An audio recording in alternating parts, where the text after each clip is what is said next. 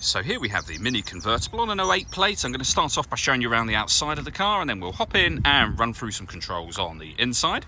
From the outside though, you can see it's a two-door car with alloy wheels. Let's start off inside the boot and then work our way around the rest of it from there.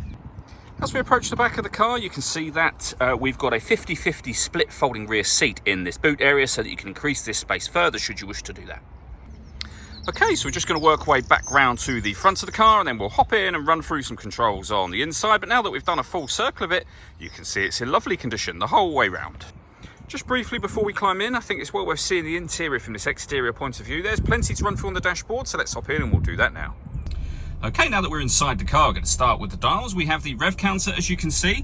If we back out to the steering wheel, we have stereo controls and cruise control on here.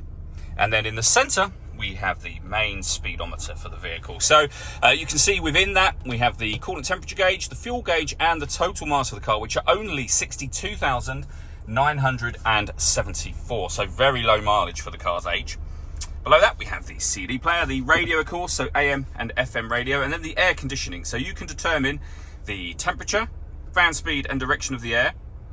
We've got a heated front screen, heated rear screen. We can recirculate the air in the car, and then this button turns the air conditioning off in this case, or back on again.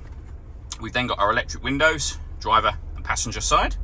We can turn off our traction control, deadlock the doors from here, and we have our front and rear fog lights as well. A 6-speed manual gearbox, heated driver seat with 2 different heat settings, and the same for the passenger side, and our electric mirrors as well. And then up the top here, we have controls for the roof, so you can take the roof down, close it again. You can do the windows up in the rear and down in the rear as well. So I'll show you the roof working now. So as I said, there's a button up here. Give that a push. The roof will begin to open. It will stop. Take your finger off the button, push it again, and the opening process will continue, as you can see.